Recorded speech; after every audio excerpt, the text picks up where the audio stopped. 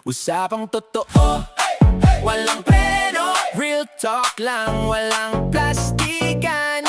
Walang filter, diretsong totoo. Wonder Vlogcaster.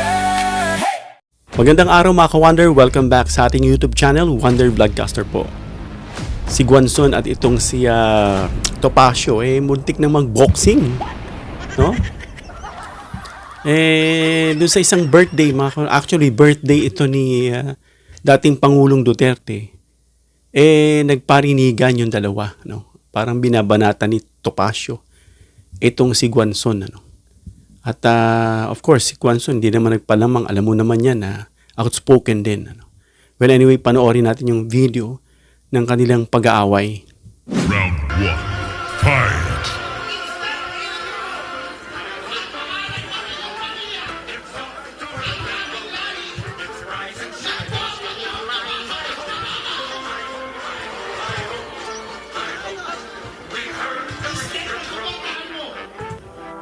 So yun mga Wonder, kita natin na gustong sugurin itong si Topacio, itong si Guanzon. Tanggal yung angas ni Guanzon, matapang yan eh.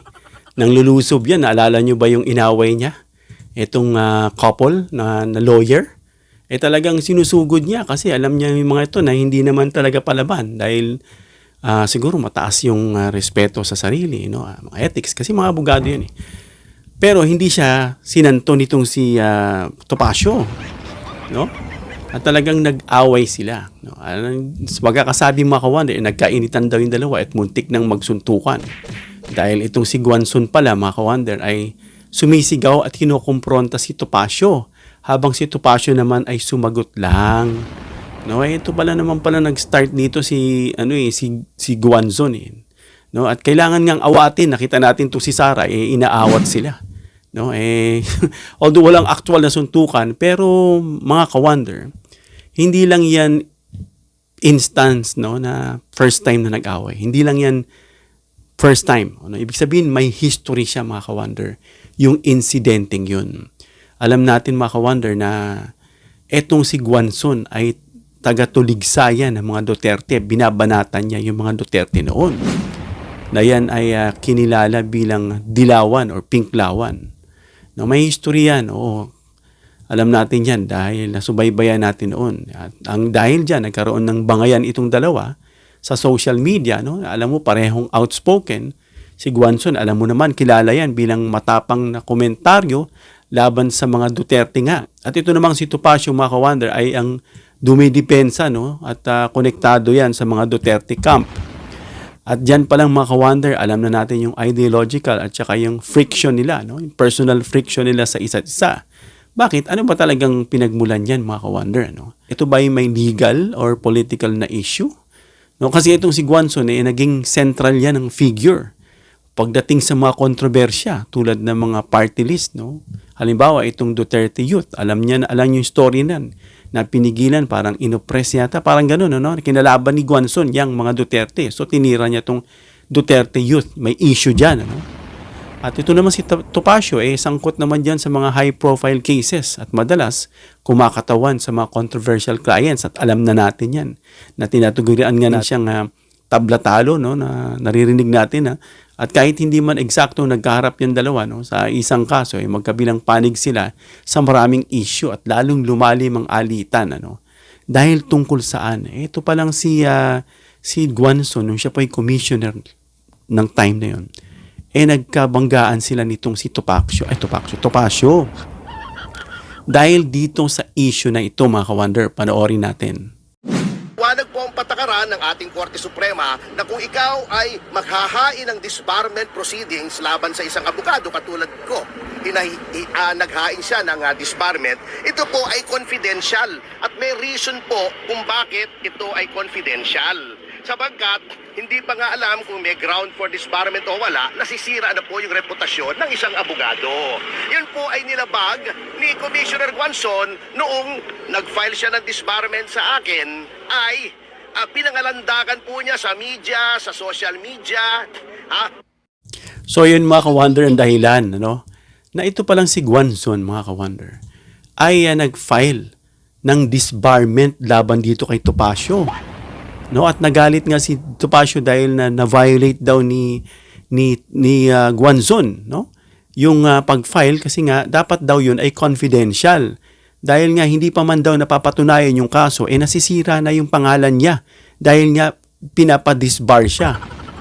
No, alam naman natin hindi nag-disbar kasi hanggang ngayon abogado pa rin yan, ano?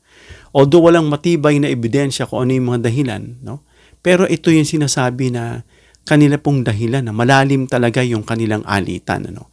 Naging personal na yung tirahan, ano. Nagpabatuhan yan dalawa ng insulto at patutsada diyan sa media at naging personal na, mga ka-wonder, banatan na. Hanggang sa umabot na nga diyan sa stage na dumidikit itong si Guanzon na kung hindi ako nagkakamali ay may balak tumakbong senador. I don't know kung si Topacio mayroon din balak tumakbong senador. So, umakyat itong si Guanzon, biglang all of a sudden, nag-shift ng kanyang gear at naging Duterte. At yun nga, syempre may alitan, may galit, nagparinigan dyan sa stage hanggang sa muntik ng magkaabutan. Kakahiya lang mga ka-wonder kasi pinagtatawanan sila ng kapwa nila mga abogado. No, dahil itong si Topacio, ang background nito bilang abogado, isang kilalang litigation lawyer, no? Madalas sumahawak yan ng mga high profile at mga controversial cases gagaya nitong nila Miao, kung sino-sino dyan, ano? Na sabi nga yung iba raw ay nakulong na, sabi. At mga kilalang involvement dyan, kagaya nitong yun noon. Naalala nyo ba yung Deng Vaxia? Naalala nyo yan mga ka-wonder? Yung Deng Vaxia na yan, na may ibang naturukan yan at yung iba parang pagkakaalam natin na tigok, ano? At kasama dyan, itong Mama Sapano, yung SAF 44, na related din yung kinasangkutan nitong si Topacio. At yung iba pang mga political at criminal cases, mga ka-wonder, no? Kasi ang katangian yan ay agresibo at outspoken, kagaya rin nitong si Guanzon. Kaya yung parehas na polarity, they repel. Alam nyo na, same polarity, repel. Opposite polarity attracts. Parehas silang polarity, parehas silang outspoken, agresibo, na abogado, kaya yun, nagkakabanggaan sila. Madalas nasa media dahil sa kanyang mga kaso at pahayag. Etong si Topacio, no, na-interview yan. At ito naman si Guanzon, mga ka-wonder, alam natin ang background yan, dati yung COMELEC commissioner noong 2015 hanggang 2022. At isa pa, naging chairperson din yan ng COMELEC ng First Division, no? Kaya medyo maere, ano, at matapang at mayabang, sabi nila, no?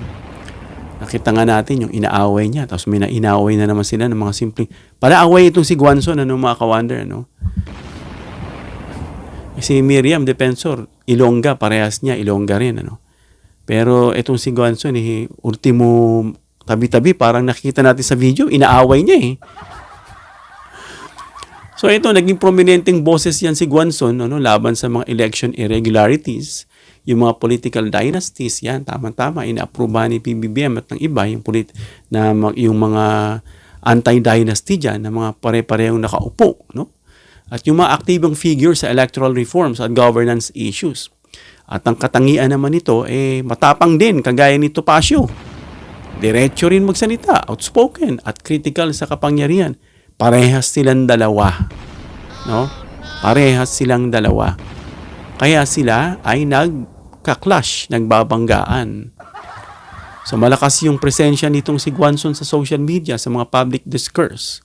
Kaya mga ka-wonder, yung muntik ng suntukan ay nagresulta na pala sa matagal ng alitan. No, hindi lang ito simpleng misunderstanding, may friction na, may gap na, may altercation between these two lawyers, mga ka-wonder, no? Although walang kumpirmadong physical na nangyaring suntukan, nasabi nga ng iba, sayang. Kasi gustong-gusto nitong makita nila na sinabunutan daw ni Topacio itong gustong-gustong makita, no, na sabunutan ni Topacio itong si Guanzon, ano?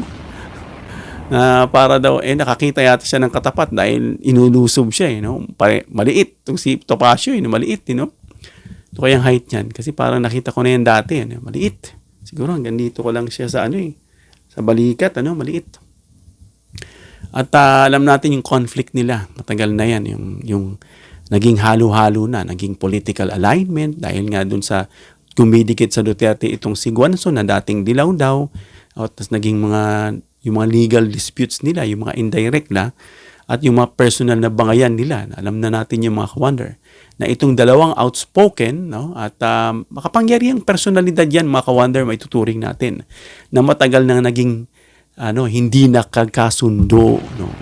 Kaya kahit isang birthday party ay hindi nila pinalagpas na birthday party ng kanilang puon, at sumabog ang tensyon. At yun, pinagtatawanan sila, no, dahil nakita sila sa entablado at nakita rito sa mga DDS na to na wala talaga silang unity sa isa't isa, nag-aaway, nagbabangayan, nagbabanatan, no. Hindi ko lang ma-imagine kung mag-encounter si Gadon at saka itong si Guanzon. Hindi ko lang yan ma-imagine kung gaano ang away nila. But anyway, mga ka-wonder, wag natin tularan. No, mga kabataan, wag niyong tutularan, ha?